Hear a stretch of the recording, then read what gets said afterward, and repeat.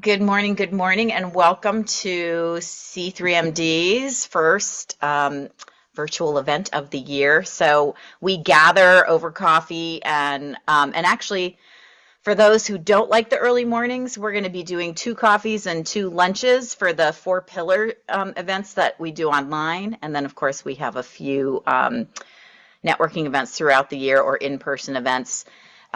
So I'm Wendy Baird. I'm Vice President of Conscious Capitalism. Camille, our president, couldn't be here this morning, and she sends her regards. But I wanted to welcome back Liz, our past president, who will be guiding us through a talk today with our special guest, and I'll let her introduce Tara to you. And we'll be talking about higher purpose. So that's what's on board today, and we'll leave some room for questions at the end. And Liz, I'll let you, you can share if you want questions throughout or at the end or whatever it is. So welcome, and Liz Richardson. Hi. Well, welcome everyone. Good morning. And hopefully my voice will cooperate this morning. Haven't had enough tea. But today we're going to be talking about purpose, and it's one of the four pillars of conscious capitalism. And just as a refresher for those who might not know, the four pillars of conscious capitalism are purpose, stakeholder orientation, conscious culture, and conscious leadership. And so today we're focusing the conversation on purpose.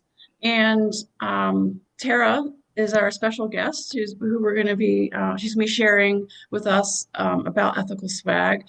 But we also intend for this to be an open conversation. So if anybody has a question, feel free to chime in or put it in the chat. Wendy's going to be monitoring the chat. Yep. I'm not good at multitasking. So we got you. And so this conversation will go where it goes. So it'll be informal. But I wanted to welcome Tara. Tara and I met about a year ago, so it was right after the Phoenix retreat, the stakeholder business retreat that I unfortunately was not able to go to.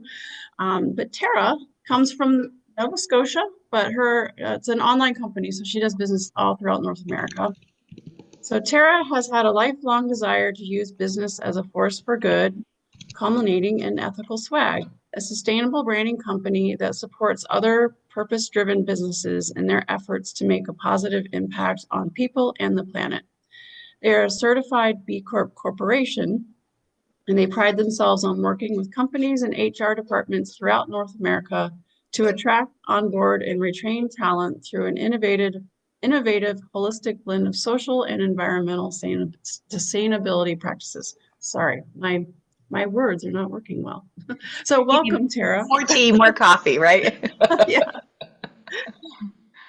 Well, let's just start with you introducing yourself and what your company's all about. So why did you decide to start Ethical Swag? Yeah, thanks so much, Liz. And thank you everybody for coming and hearing about our story. And I love to talk about it because it's a lot of fun. But I started Ethical Swag not because I thought that the world needed another swag company, to be honest. There's 26,000 of them in North America alone. And it's a $26 billion business. But I do come from a background of communications and marketing and foreign direct investment, all kinds of different things. And when I wanted to create a business as a way to show we can use business in a different way, I looked at this swag industry and said, okay, this is a mature industry.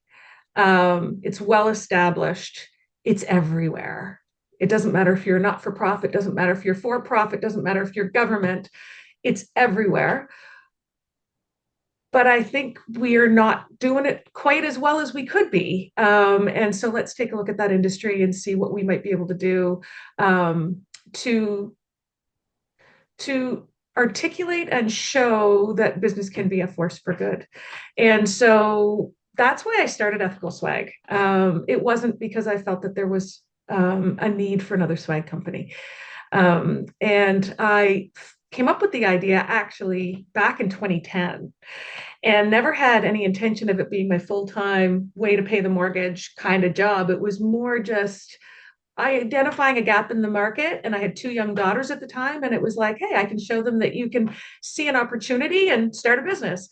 And so I kept my nice corporate job that paid for their braces and paid the mortgage and all those wonderful things.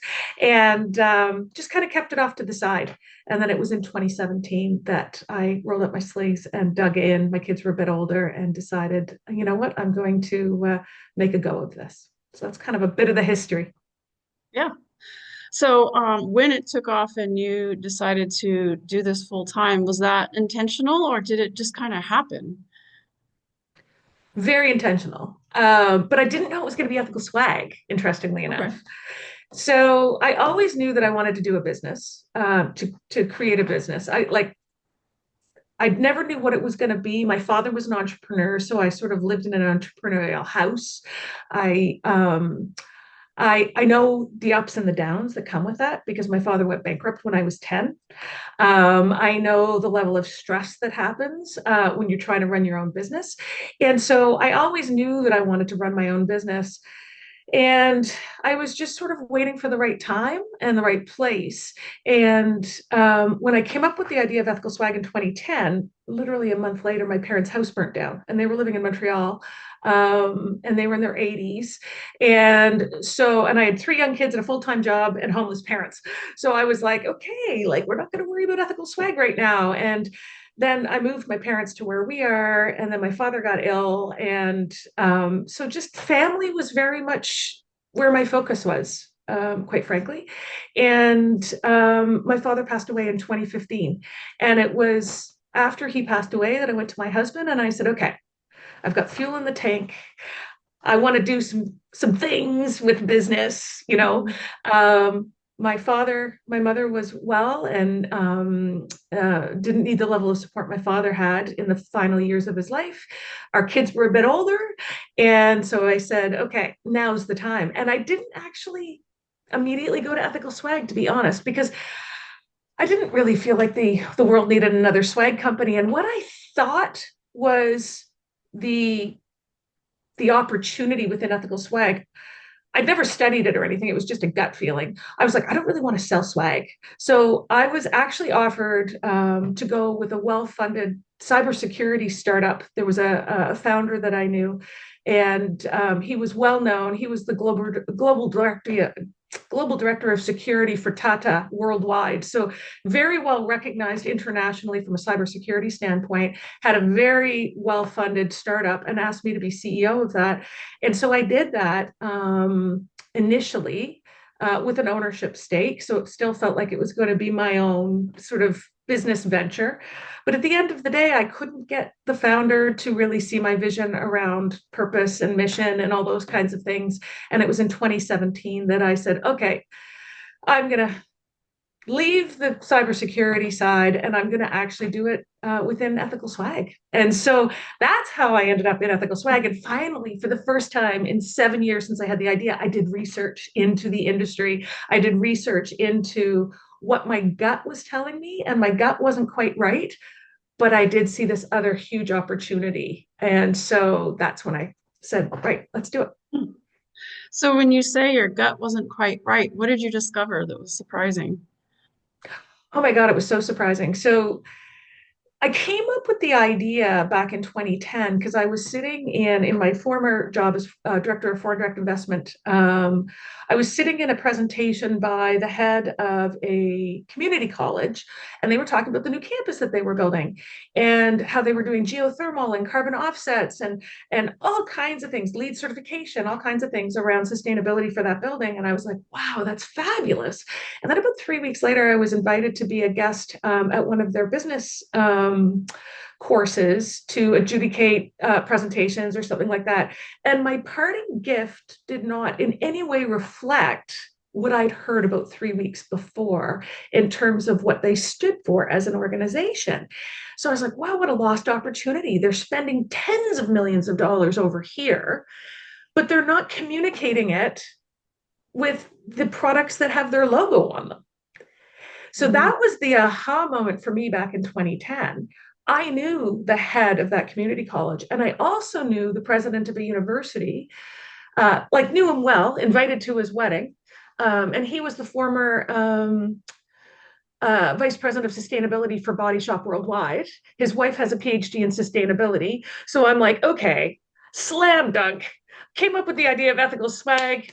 Here you go, silver platter. I got a great opportunity for you. And I talked to both of them personally because I knew them personally. And I didn't get the response that I was expecting. And that's when I parked it and I was like, oh, geez, maybe people don't want this. This was back in 2010. And I don't want to sell swag was really what, but then in 2017, when I did my research, I was like, okay, I want to do a grassroots approach because people actually do want this. It's not necessarily the heads of organizations. It's a lot of the people working within organizations that are looking for these kinds of solutions. And it was at that point, like my aha, I was like, now how do I do that? It was a business model, it was an approach, it was a whole sort of building blocks to create a business that was transparent, but that made it accessible, easy to find, easy to buy, easy to understand what you're getting.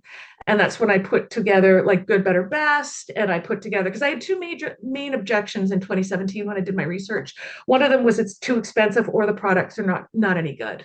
And so I was like, okay, how do I address those two objections within this industry? Because what was unsaid in my research was, oh, it was too expensive or it was not very good. So therefore, I just went and did whatever. And it's like, how do we address that? And that's when I had my, okay, now I know what I need to do, and did one of these, and went about the business of defining what ethical swag was, what we stood for, and all those kinds of things in the context of the folks that wanted what we were doing. Mhm. So how did you find the people who wanted what you were doing? They found us. Okay. Yeah, it was a really really interesting exercise. I spent a lot of time in the former part of 2017 after I left the cybersecurity company. If I ask how many people are on this call, we've got 13 people on this call. If I ask all 13 of you, how do you define ethical? I guarantee we would get 13 different definitions. So I started there. How do we define ethical swag? What do we stand for? Who are we? Who are we not? And that sort of thing. So I spent a lot of time on that stuff. I really did. I had people that care about me think that maybe I'd hit my head too hard because I'd come into my office here. This is exactly where I'd sit hour after hour after hour, researching, really sort of digging into what is ethical? What do we stand for? Why are we existing? And I put the time in there. And then March 1st, 2018, I launched our website. And that's when the magic happened. People started to find us. So to date, 2025 is the beginning of us doing marketing. So this industry has been built on commission-based sales. That's Okay. basically how it works. Mhm. We haven't had one salesperson and we haven't had a marketing department. Wow, that's amazing. It's true, especially in a mature industry, but it just showed that there was a demand for the kind of thing that we were doing. And innovation does exist in mature industries. Innovation does exist in things that we think we just take for granted. And my background, but she's back in the early 90s. I worked in professional sports and sponsorship, and I look at swag as really economically priced sponsorship. I had some global brands spending tens of millions of dollars with me in the NHL and the NBA around sponsorship, so they could associate their brand with our brand. Well, really, when you put your logo on a product, you're associating your brand with the company that built that product. Mhm. Yeah, it's true. I hadn't thought of it that way. That makes sense. Yeah. Hmm. Well, So when did you start bringing on employees, growing your team?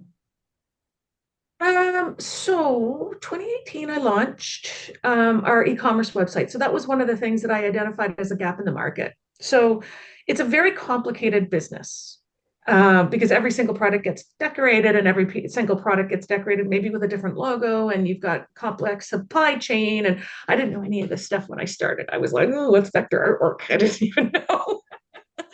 I was quite naive. And so I looked at it and I said, okay, I'm doing more of a grassroots approach. And e-commerce is really complicated for this industry because of the complexity of all the different products and the supply chain and the decoration and all that sort of thing. So what I found when I did my research was that the big guys had e-commerce websites.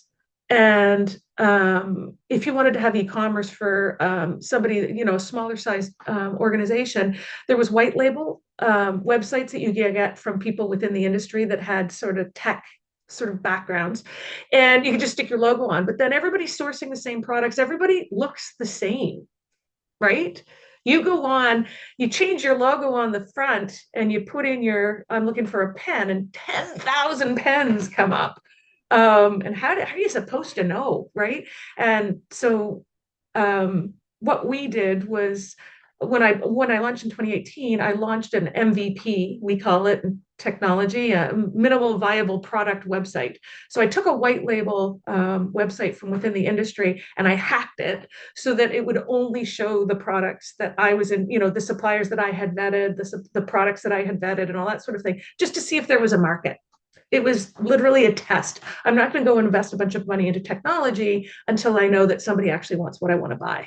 And so that's what we did in 2018, and started to get some traction. So I hired my first employee in the winter of 2019, January of 2019. I actually hired my first employee at the end of 2018. And after day 5, I said, "How did it go?" And she burst into tears and went, "I can't do this." I was like, "Uh-oh, I Oh got a no. problem." But there was just so much, and it was like drinking from a fire hose. So I spent the latter part of 2018. I gave myself a deadline of January 1st, 2019, where I took everything that was in my head and I created an internal wiki. Who are we? What do we stand for? What do we do? What do we not do? How do we define good, better, best? What's our purpose? What's our mission? Like all of those things. I got them all into an internal wiki, like an internal website. And I hired my first employee in January of 2019. And she's still with me. She just celebrated 6 years. So Wow, that's amazing. worked out a lot better. Yeah. Well, you were definitely ahead of the game on that one. I think it took us 10 years as a company before we got around to creating something like that for people. Um, so do you think that being ethical swag, a purpose-driven company, attracts a certain kind of employee, or is it something that they sort of learned on the job? Like what's your feeling about that? So I would say for sure that we do stand out when recruiting and that sort of thing. They really like that we stand for something more. But then it's also just the experience once they start working with us as well. Because we really do bake into everything. How do we make sure that and this is one of the reasons I didn't hire salespeople, because when I did my research, it was really interesting. There was other B Corps in this industry, and I was with one of them in Vegas, and I was talking to their sales reps, and I said, okay, how do you position products with your clients and all that sort of thing? And they said, oh, we don't, a lot of that B Corp stuff and a lot of the good products, the margins are lower. So we don't put those in front of our clients because we don't make as much money on commissions. Oh, wow. So it was a really interesting example of how once you grow a team, there can be misalignment in goals and objectives based on how you create the foundation of what success looks like. Hmm. And so we've spent a lot of time really making sure that that foundation is solid.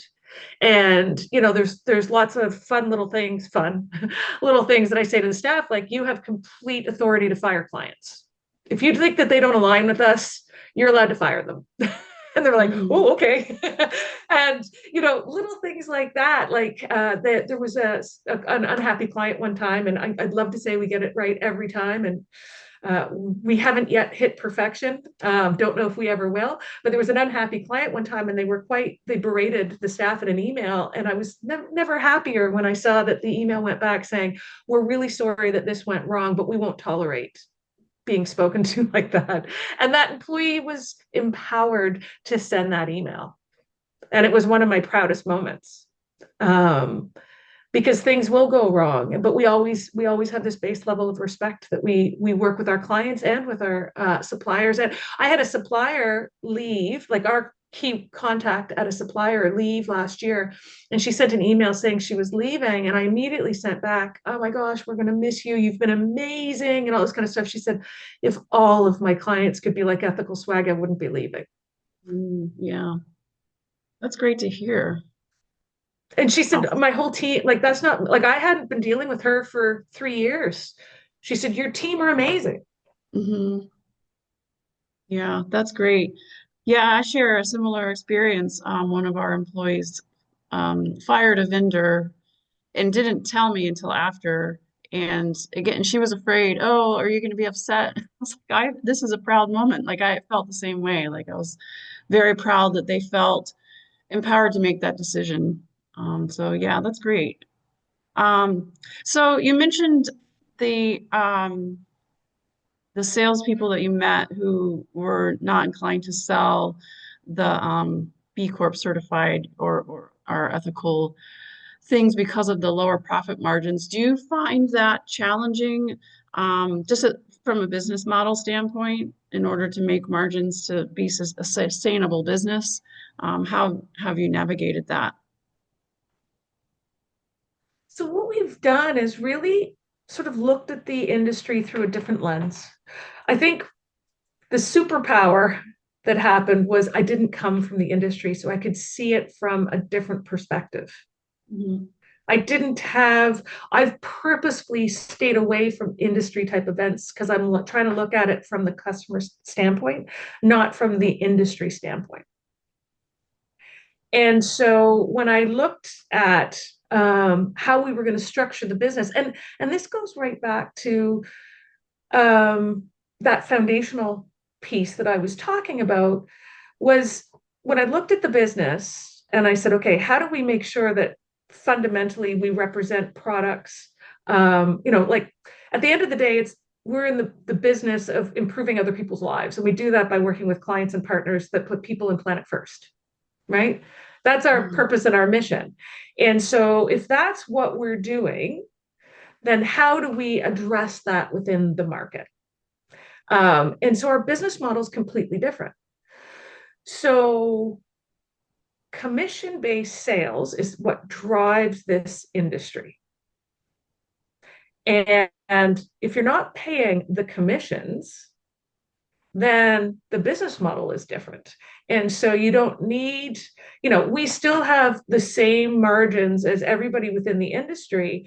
But if you take some of those lower margins with some of these purpose-led companies and you're not paying a massive commission on every sale, because of the e-commerce and because of the way we're deploying tech and because of the way we've defined what we're doing, then you don't have to play by the same rules from a profit standpoint. We're going to make money in other ways.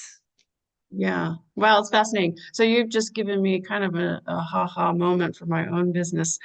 People ask why we don't have traditional salespeople, and I've never really been able to have a coherent answer, and you've just answered that for me. We're doing the same thing. So thank you for putting that in words. After this, I will write that down so I don't forget. Awesome. Um, I did want to ask you about being a B Corp. When did you guys decide to become a B Corp? So it was always on the roadmap, and it was simply because when I did the work in 2017 and I did the research and I knew that our market was North America.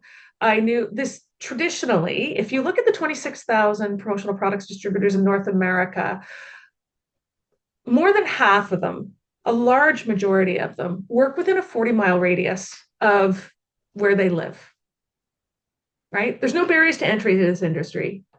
Anybody here tomorrow can become a promotional products distributor and start selling promotional products.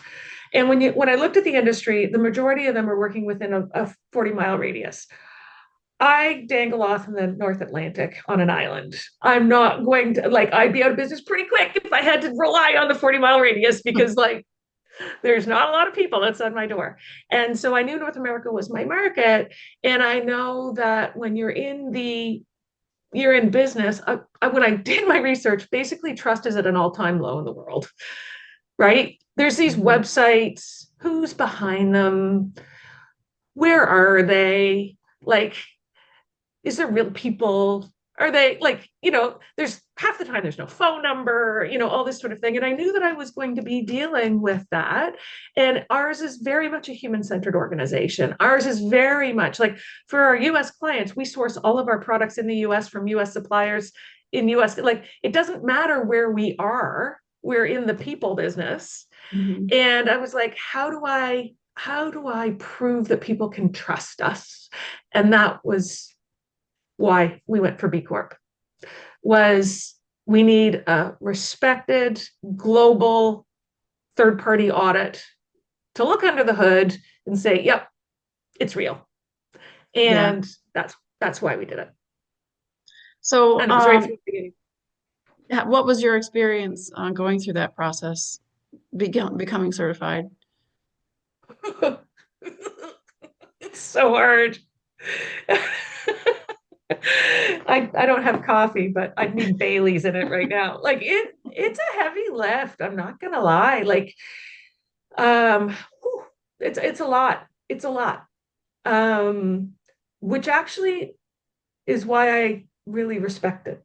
Yeah. It's not something you can buy. It's not something you can game. And that's why it's valuable. Isn't Yeah. all the hard things in the world like if it's easy, everybody would be doing it, right? And it's not for everybody. And I don't say B Corps are perfect. Far from it. There's a lot of things I love and there's a lot of things I don't love.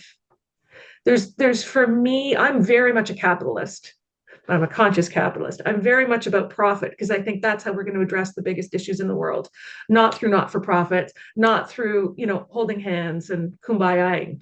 Like we need to develop and build profitable businesses if we are going to address some of the biggest issues globally. So I'm very pro that. And I find that there's a lot of B Corps that actually behave a little bit like not-for-profits. And sometimes the B Corp community or the B labs, I sort of pull my hair out and I'm like, you're just trying to make it impossible for people to make money sometimes, like some of the hoops that they're expecting you to jump through. So it is not for everybody, but it is very good for us because we don't get to meet our customers to give them trust. And trust is at its core for us. That's what we stand on. That's what we, but it's a pretty, it's the word doesn't mean anything. It's not what you say, it's what you do that matters. I say that all the time. And Yeah. saying you can trust us is like, who cares? What's that Yeah. really mean? Yeah. Empty words. Yeah. Um, would you have any advice for somebody who's considering going into business and they want to be a purpose-driven business? Um, yeah, like I think you got to bake it in right from the get-go, honestly. And that Mhm. has been a bit of a superpower for us, not to lie. Some of the things that B Labs requires as part of the certification have been so helpful because we were two people when we became a B Corp, Yeah. right? But we had a code of conduct that we developed that we send to all of our contractors if we hire an outside contractor. And it was because it was a requirement of B Labs, but I did it. like at the beginning, and I got a code of conduct and I put it in the wiki that that I had developed. And we have our employee handbook. When there's two people, it feels a little overkill. Yeah, I'm not going to lie. But guess what? When you start to hire people, it's because you're getting busy. And when you're busy, it's really hard to then go back and do this stuff. Yeah. And so the B Corp stuff, the code of conduct, the employee handbook, the the sort of those structured things were really kind of helpful for us. So you don't have to be a B Corp. They're all free resources. You can pull them down to see what they look for, and that was really helpful. Mhm. But do it early. Don't wait. Like there's so many times I was told. Thankfully, I've got a lot of confidence, and I've been around. I've been working for over 35 years.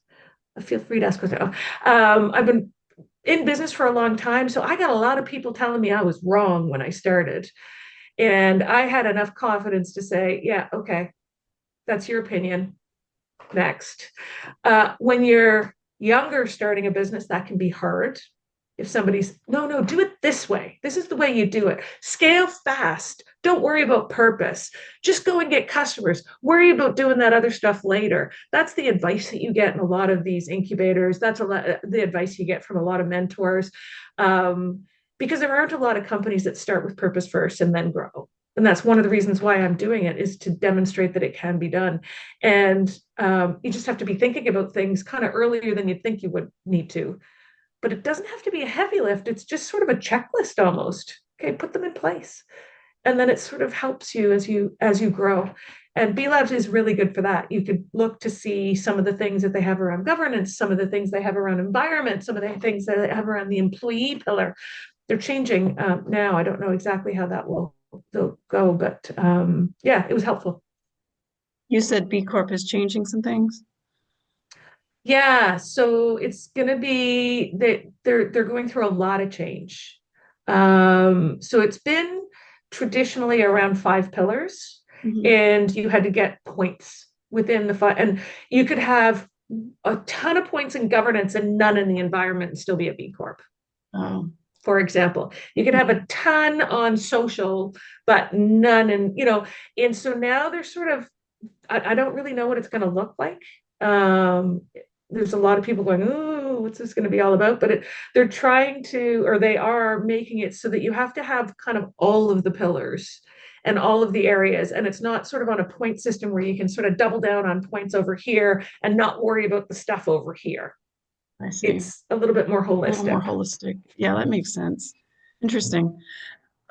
You mentioned a moment ago about being given advice or being just hearing comments that you're doing it wrong or you should do this or that, and you kind of it sounds like followed your gut in making the decisions that you did. Would you say that it was kind of a gut instinct to do things maybe not the way people were advising, or how would you describe that mental process or thinking at the time? So the way I found you, Liz, is because I went out and I sought out folks that care about this stuff. And then we were able to meet through circles, right? Mhm, I mhm. think your network is so incredibly important. And you have to go and you got to look for it, Yeah. right? I think, okay, I'm so bad with analogies, and this one's just coming to me right now. So bear with me if it goes off the rails a little bit. But like, you walk out of your door and say, okay, I'm going to be best friends with the people on my street. Like you're in business and you say, okay, I'm going to take advice from the people that I know in business outside my door. Yeah. Sometimes your best friend lives in another city and they're kindred spirit. Like you gotta go, and it's a quest. I just made this up. This is the first time I've ever used that analogy, but I think that maybe that's kind of what it's like when you want to do something a little bit different in business. You got to go and find your people. You've got to go and do the research and the hard work, because the people outside my door are not thinking like I am. The people outside my door, I remember at the very beginning, it was 2019, I was at a conscious capitalism meeting in San Francisco. I was actually working with somebody in San Francisco, and she's like, "Oh, I'm speaking at a conscious capitalism meeting at this law firm. Do you want to come?" I'm like, "Sure." And I went, and it was super interesting to me because I do dangle off in the North Atlantic, but I had done a whole lot of research and a whole lot of reading and a whole lot of work and 35 years of business experience. I was shocked at how much I was able to advise some of the people in that boardroom back in Mhm. 2019 around, like, there was one gentleman who had a very successful exit from Silicon Valley, and he was crushed because they stripped his business for parts and didn't keep the things that were important to him that he had built from the ground up. And he seemed shocked by that. And I was like, I'm shocked that you were shocked. Like, you've got to be thinking about the people that are going to buy your business if that's what's important to you. Mhm. Those kinds of things. Like, it's just so interesting. But so, long answer, sorry. But No. uh, there's gut involved, there's research involved, there's trial and error involved. I learn more from my mistakes than my successes. We all Me do. I too. think that's Yeah. right. Um, I think at the end of the day, when you put your head down on the pillow and say, it didn't go well, but I did the right thing. That's really what matters. Mhm. And that's what sort of drives you or drives me. um, and having the confidence to either, sometimes I don't have the confidence in certain things. Like I'm a sales marketing kind of, strategy relationship person. When it comes to numbers, it's like, you know, I get it. I've got a business degree and I understand all that stuff. But I call my trusted advisors on the numbers side. I Mhm. don't go with my gut, for Yeah. example, because that could be bad. Is there questions in there? Yeah, there's a question. So, relationship building seems to be key to helping you build your business with no marketing and sales team. What partnerships or resources prove most crucial during your launch and growth phases? So, interestingly enough, I don't know if it was relationships, to be completely honest, because nobody knew Ethical Swag and nobody knew who we were. I do think that our early success has been, it can be attributed to the work that we did around really defining our brand, defining, being really focused on who we were talking to in our messaging, um, being really true to what we stood for, being willing to say no to projects, um, defining what success looks like within the realm of what we were building. I have a lot of, business relationships, having been in business for over 35 years. So those relationships helped me with sort of the core of building. But geez, we have, our client list is quite amazing, honestly. We've had Stripe, Google, Nespresso, Shopify, like they all found us. They came to us. It wasn't relationship based, but what we were saying somehow broke through from a messaging and a marketing standpoint. And then when they did find us, we delivered. They had a person, we're very human centered. I went to Disney University for customer service back in 1997. Oh, nice. I didn't realize you So did that. yeah, one That's of my fun. small little stints, I was when I was working actually in professional sports, the owner came to me and said, "I'd like you to take over our customer service area." And I was like, "What?" I'm like, "I'm business development." And he's like, "Yeah." He said, "You get our business though, because we're in an experience business." And he said, we've been headhunting for a customer service person for months." And he said, they're product driven, you know? And he said, we don't have any control over the product we put out on the ice or on the basketball court every day. Mhm.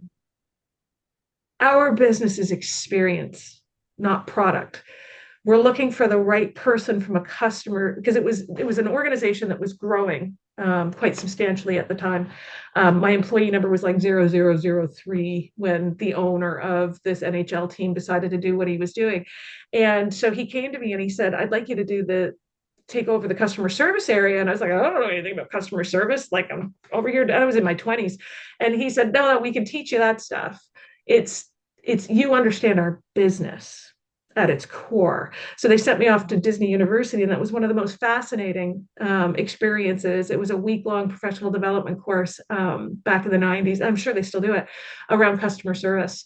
And that's never left me. Like all of these touch points in my career, who, show of hands, who gets frustrated when you're on a website and there's no phone number and there's no person to talk to? Ever happened to anybody? Right? I'm Mhm. like, we're not going to be that company. It's kind of simple in my world, Yeah. kind of easy, but it's shocking how that doesn't seem to exist anymore. Yeah. So it sounds like the relationship piece is more about making customers happy and retention and not necessarily finding the customers in the first place. Well, we're on a quest now to find customers because now I've built my team so large, and we've sort of got all the foundational work. When what happened in 2022 is our growth started to take off, and it was no fun at all. We were just lucky that we had really nice customers and they paid because our aging accounts receivable was insane because we had no way to kind of connect our sort of operations with our bookkeeping, with our accounting. Like at one point, we had over $250,000 in receivables, and we didn't know one customer, and we'd shipped product. And I It's was like, oh, I terrifying. hope they pay. That's terrifying. Yep. It was terrifying. And so the last couple of years, I've invested a lot of time and a lot of effort in people and systems Mhm. to get ready for the next level of growth. So now we have the people and we have the systems. Now it's time to actually do the sales and marketing. So we will be doing that. And we very much are relationships are really important, but it hasn't actually been the reason why we've realized our early success. I don't think. And relationships with our customers. But even then, we weren't even sending them emails. We only just started doing email outreach. We were just heads down trying to process orders because they were coming. Yeah, well, It's it's a been good it's been an problem to have. interesting ride. Yeah, exactly, exactly. Well, since I don't see any other questions coming in, I'm going to ask one last question, and then we'll give people a couple of minutes to chime in if they have any last minute thoughts or questions. But I did want to ask one more question, and that is, what gives you hope? Yeah. um, I just know the resilience of people. They care. I think at the foundation, like not we don't necessarily align with everybody all the time. I think there's nothing more sort of. I think we're all very aware of that in today's world. There's a lot of divisiveness. There's a lot of anger. There's a But I truly believe that people want to do the right thing. I truly believe people want to feel empowered to do something that makes them feel good. And with that, I do believe that we're going to get through all of this craziness. And because we're all human at the end of the day, just because a handful of people are trying to tell us how to run our businesses, or a handful of people are trying to tell us how to run our companies, or a handful of people have decided that it's a really good thing for them to be super, super rich, and other people trying to figure out how to pay for their groceries and all that sort of thing. That isn't really the world we live in. The world we live in is a lot of people that just they want to have a friend over for a coffee. They want to get together on a Zoom call and find common things to talk about, and share experiences and find ways to do what they want to do today that's going to make the world a little bit better. And if all of us just make the world a little bit better for the people around us, that's going to work. That gives me hope. Yeah, I agree. Thank you for sharing. Does anybody else have any other questions or thoughts that they want to share since we do have a few more minutes? I can talk forever. I apologize. I'd love to hear from you guys. Wendy, I'm sure you have a question. You always have good questions.